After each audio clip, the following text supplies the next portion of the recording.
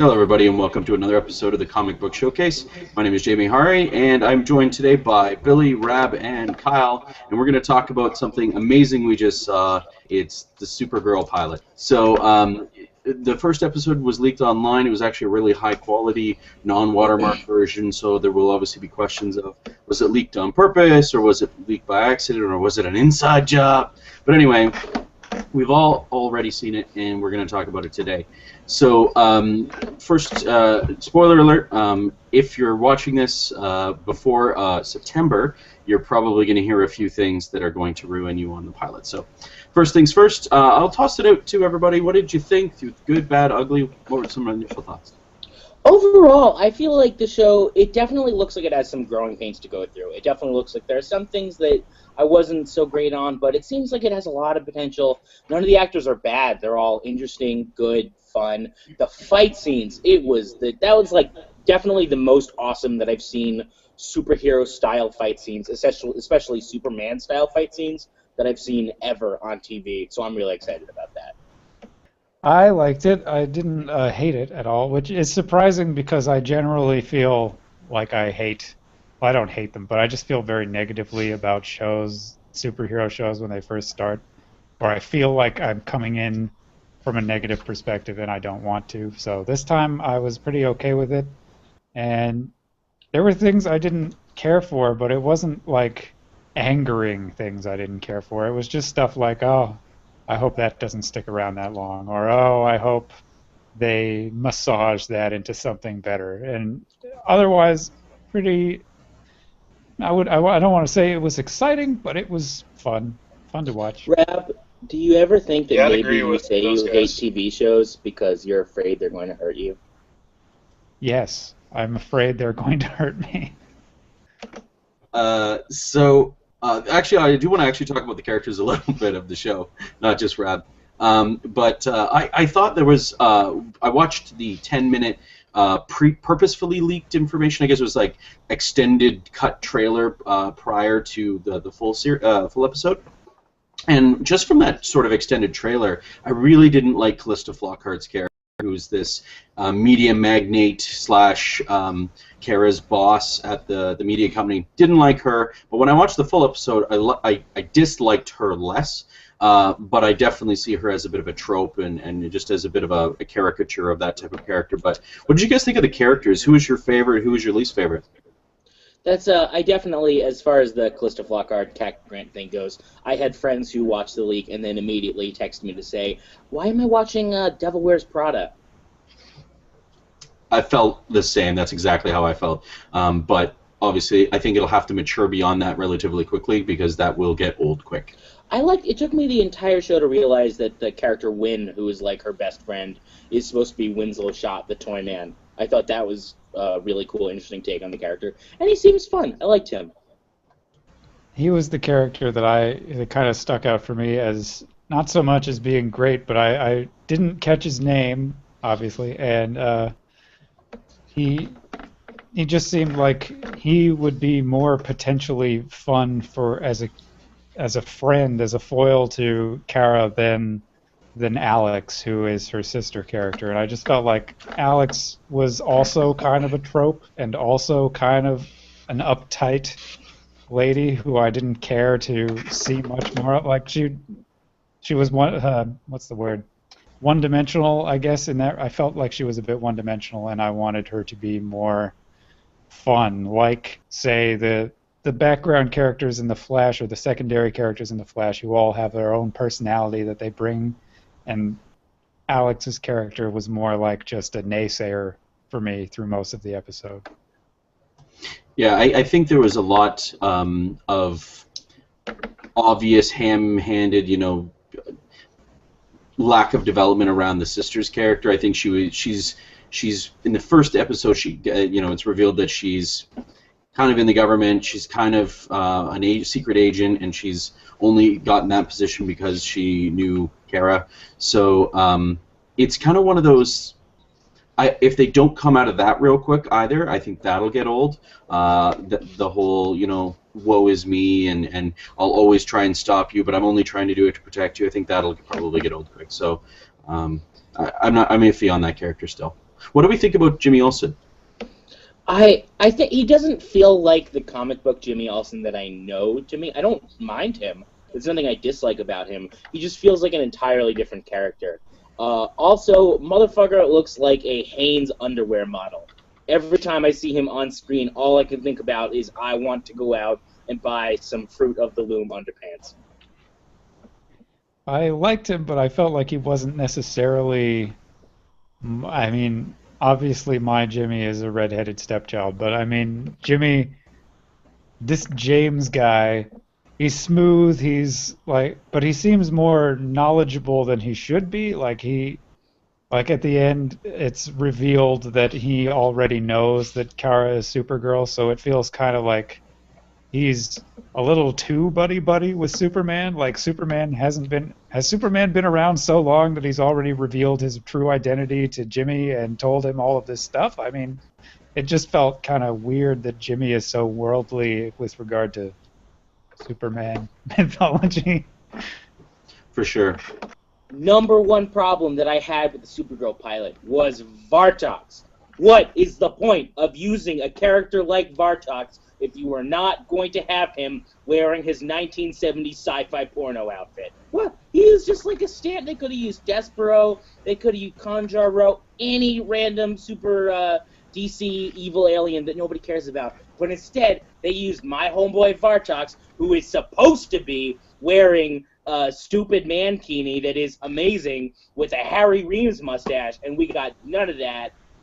And that just feels like, to me, like the biggest waste of the entire show. You think he's... Go ahead. I feel like killing him off also, spoiler alert, killing him off also is kind of a waste in that, I mean, I don't know if they would have Power Girl show up, but I mean, if they make him fall in love with her and stuff, it'd be like her version of Maxima, you know. I was holding out. I was holding out the whole time. I was thinking, okay, maybe he's not wearing that right now. Maybe he's going to be gone at the end of this episode, and we'll see him come back later. We'll see whatever the opposite of a gritty reboot is, where in 10 or so episodes he comes back and he's like, last time I figured it out. What was holding me back in this fight was all of this normal clothing I was wearing. Now that I have this streamlined banana hammock, you'll never be able to stop me, Supergirl. That's what I wanted to see. But no, gone forever. Thanks a lot.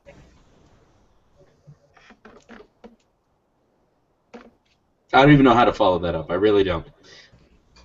Speaking of the villains, I guess, one of the things I liked about the villains was that they come from a natural kind of place from the story. They're not like a reactor goes off and makes everybody a supervillain. They're not like Meteor Rocks from Smallville. They are actually like bad guys who were in prison and got out of prison because of her. And that, I felt, was not necessarily, I mean, it's just like a, hey, look, now we have an excuse to have a bunch of villains thing, just like Meteor Rocks and just like all the other stuff. But I like that it's more natural.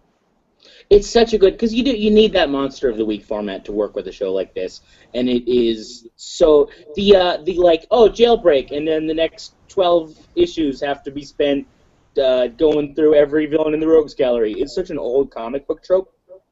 But it's old because it's one of the best and most fun, and it works, and I'm happy we're seeing that. Let's speaking of which, let's talk about Kara herself.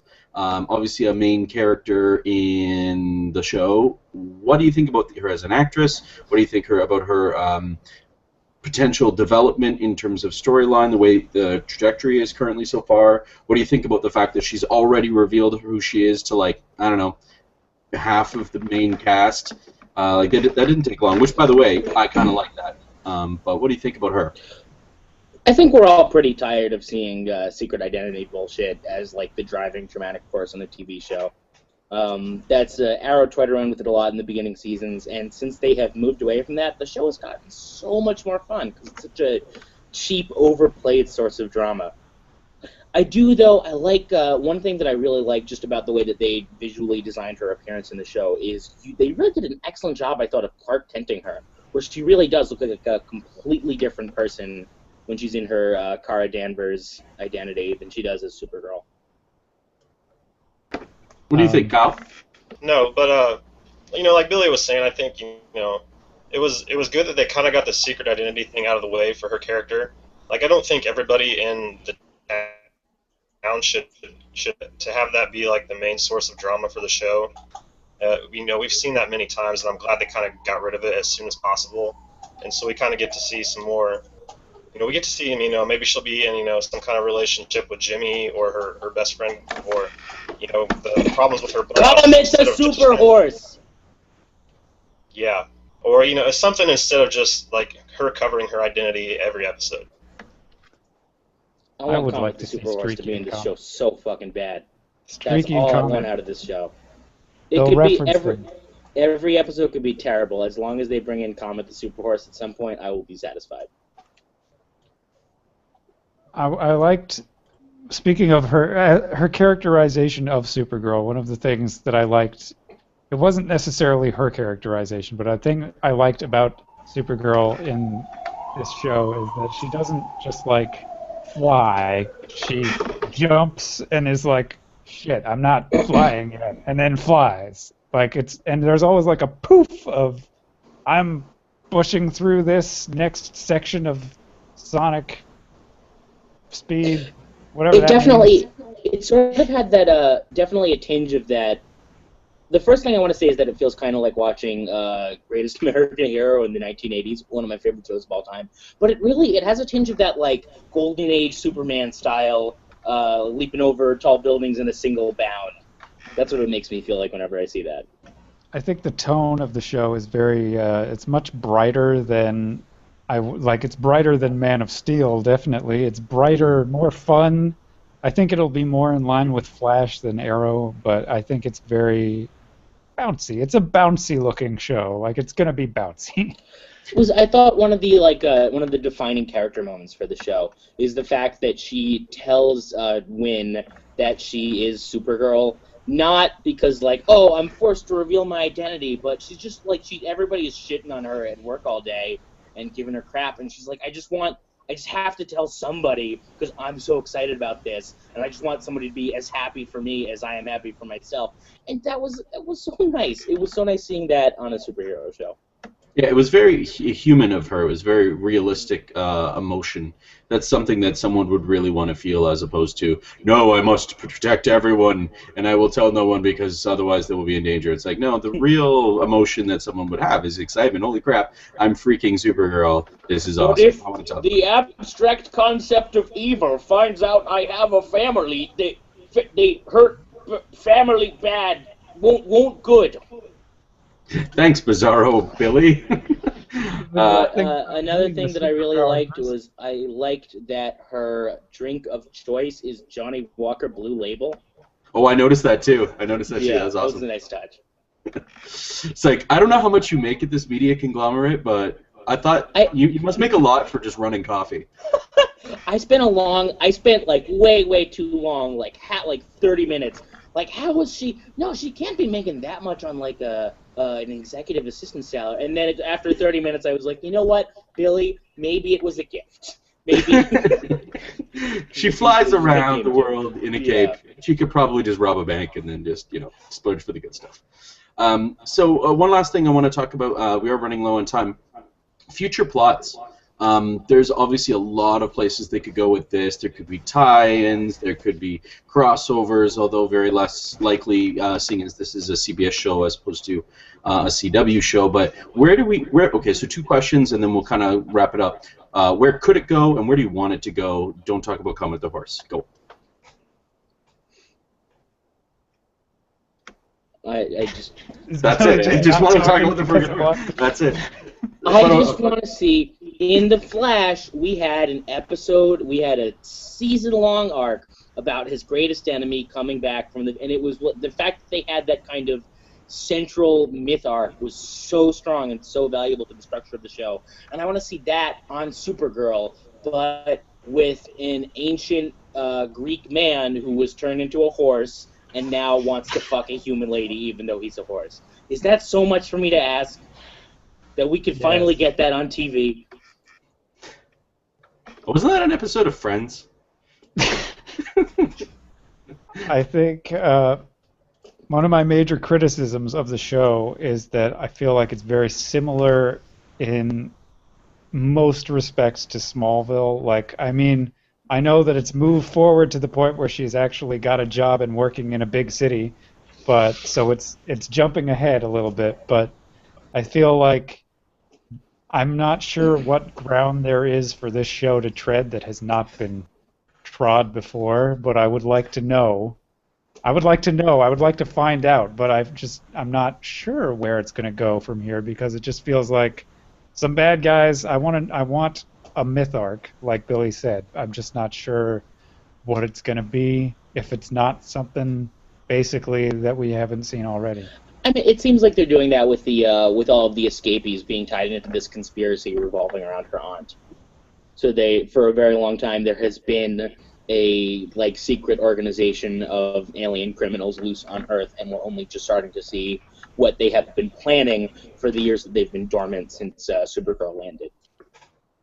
Yeah, I think that also kind of gives it the potential for a more sci-fi aspect than a lot of these shows have had. You know, the aliens and kind of the undercover alien on Earth, and that just her power set can kind of give it more of a cosmic feel than kind of the street level stuff we've gotten before. So I think there's potential based on that to kind of go in a little bit different direction. You make a really solid point, and actually the production values are going to need to keep pace with that because you're not going to get a street-level villain budget keeping up with a cosmic-level story arc. So totally agree with you there. Any final thoughts before we kind of close this one down? I have a note to make I liked the music in this. I mean, I'm a music person, but I just really liked the music in the show, and I thought it was neat that in certain parts, especially when she's relating to her family, they sort of steal musical cues from Hans Zimmer's score for Man of Steel. I noticed that because I listen to that all the time, but I thought that was neat. I thought it was cute, and I hope that they maintain the same level of production value for the rest of the show. One final thing I wanted to say is that something we haven't really touched on this episode yet is the question of how feminist this show should be, which it's great that we're finally getting we've had Agent Carter for a female comic book based show, and I'm so excited that we're finally getting a real female superhero show. It seems like throughout the whole episode, they know that they are primarily targeting women, especially in the audience, especially the kind of women who have been disappointed in the past by male-centric superhero shows. And I'm so happy that they seem to be using the show to address sexist issues. We have the conversation between Supergirl and Cat Grant, where they talk about why she thinks that her name should be Superwoman, and then all the entire way you see these little ways that people treat her differently because she's a woman. But it feels like, as happy as I am that they're using Supergirl as a lens with which to look at those issues, they almost feel like so fantastic that they don't represent real-world sexism. Like that whole thing where Hank Henshaw is like, why don't you, look, I know that you're the second most powerful person on the planet. Shouldn't you be getting me coffee? It's like, okay, we get that you're like representing the sexist guy in the workforce, and that's like a real life thing that's shitty. But on that scale, it just feels so silly, like such a fantastic, blown out example of sexism that I hope they find a way to ground those issues more so that they can talk about serious real world issues in greater depth instead of through sort of like ham-fisted morals shoved at you that are obvious and feel condescending. You make a solid point. I think that the show has a lot of potential, and I think it does need to use the best language and the best way to articulate these messages as possible without making them seem comic booky and over the top, while still keeping its audience entertained with the rest of the show. So totally agree. We'll close it down there. I'll ask an important question that came up a couple of times throughout the episode today. If you wouldn't mind leaving us comments in the section below. How is it correctly pronounced, aunt or aunt? And who is this aunt character? Is she going to be Kal-El's mom or no? Anyway, that's the very important question. Please help us understand. And that's it for the show. Have a great week, everybody, and go watch the episode if you haven't already. We've probably just already ruined it for you, so suck it up. Take care.